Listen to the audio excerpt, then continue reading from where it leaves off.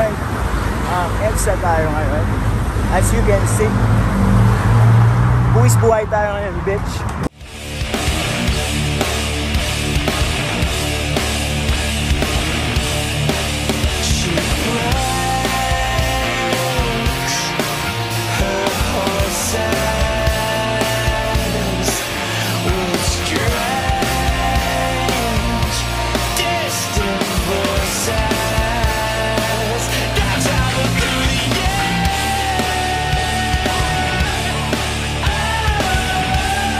So tapos na tayo, stretching na. Simpleng-simple lang yung stretching ko. So ituturo ko sa inyo. Yan.